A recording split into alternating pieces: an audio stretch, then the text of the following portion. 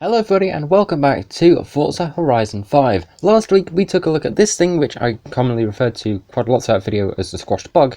However, this week we have yet another, yes, one more brand new Porsche to go take a look at. And here it is, the Porsche 911 Reimagined by SINGER DLS from 1990, making a return from Forza Horizon 4. It starts off with 493 brake horsepower, 317 foot-pounds of torque, 2,315 pounds, a front percentage of 38, which is interesting because of course rear-engined rear-wheel drive, and a displacement of a 3.9 litre. So let's go take a look at it. So here is the DLS SINGER Reimagined 911, and taking a look at the outside, it looks like pretty much any Porsche from the very early 90s, but then again it also has that just slight flair to it. You look really closely. Oh, and factory it already comes with a roll cage. Going to the inside, we've got just a massive amount of dials and different switches and buttons, and if we go out to the front, we've got this weird sort of circle in the bonnet. Why? I don't know, tell me in the comments, but for now let's go ahead and take a listen to this thing.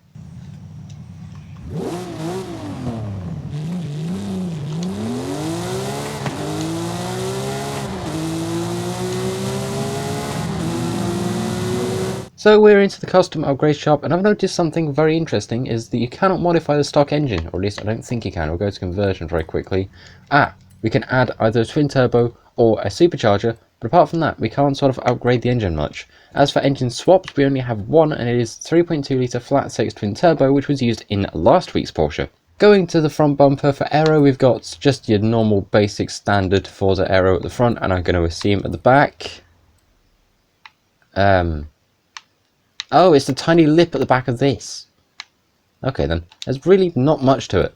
It also starts off on semi-slick tyres, which was why I was wondering how good this thing was earlier, because it felt really nice driving it. And I think we might go and race this thing stock. Before we do that, we're going to go and check out how many manufacturer paints this thing has, and it's got only one.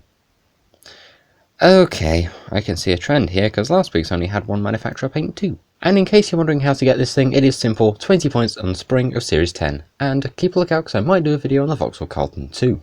And here we go, start race event. We have got the Reimagined 911, so let's go ahead and see how it performs on our favourite little test track. And a fun fact, this is also considered as a recommended car. We all know this corner, we all either love it or hate it. Let's go ahead and see how the Porsche handles it this time. It's a little bit understeery, but it does manage to make it around there without clunking anything, which is, as you know, quite the feat for our cars to try and manage. Going up to the corner here where everybody brakes but myself, how many places can we get?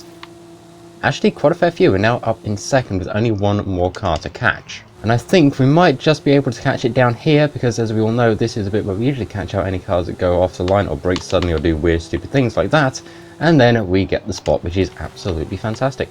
However, one question remains. Can I hold it towards the end of the race? Don't hit the wall, don't hit the... Never mind. Oh, there was a car right on my back bumper. Oh, there's two right there. Three maybe even. Come on, little Porsche. We've got to try and beat them to the line. Hopefully we can do that, because it is right there, and across the line we go. I cannot tell you how close that was in between cuts, but it got really close at times. Let's just say that. So this thing did pretty well for itself when it came down to regular racing, but I want to go and see now how well it'll do with drag racing, which of course means engine swapping it, and to the disapproval of probably half the Porsche community, making this thing all-wheel drive. So here we are now with 1,200 brake horsepower, a 3.2 litre flat 6 twin turbo.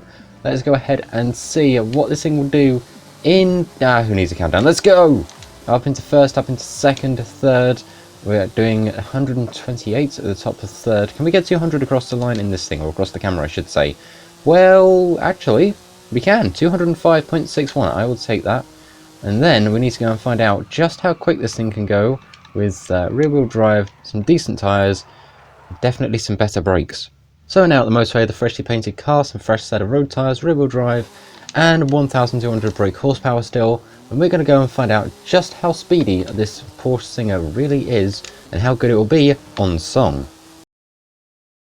So going out of the speed zone at 257, because I kind of had to brake, otherwise I might have been in a bush. We've got to go and take this thing now to the downhill to go and see how it will handle that, and what top speed we can get out of this thing. We're already at 268, and that's before we've even got there. And now here comes the fun bit. We're at the downhill. We've reached 271 through the camera already, which is Kind of insane. 273. Do we get 274? Nope. I genuinely don't think these cars have been allowed to go past that concrete barrier. Now, I don't think these cars have been sort of coded to be able to go past 273, because I think that's the same issue we had with the car from last week, and also something I made in the meantime. So yeah, it's another fresh coat of paint later, and now we're going to go ahead and drift this thing. So we'll go and chuck it into our drift zone and see what we can get on attempt number 1. We can get a wall tap, but do we get up into the 30,000s?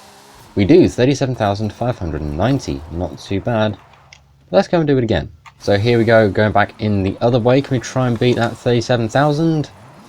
Nope, that would be a spin. However, across the line we do equal 37,000 even with that spin, so yeah, that's okay, I guess. That, however, will do it for this video. I genuinely hope you've enjoyed. If you want to go and pick up one of these, feel free to go ahead and do so. There's some interesting stuff that you can do with this car, and I'm playing it incredibly risky with where I'm parked. So if you want to go and pick up one of these for yourselves, it is 20 points this week, and yeah, it's an interesting little car for sure, and there's definitely a lot of stuff you can do with it. But for now, that will be the video, and I'm going to have to move soon because I am parked in a very precarious place. But yeah, thank you very much for watching. I do hope you've all enjoyed. If you've got a specific car you want me to try and do a video on, let me know in the comments. And yeah, like, share, comment, subscribe, all that good stuff, and I'll see you all in the next one. Thank you very much for watching, and tech out.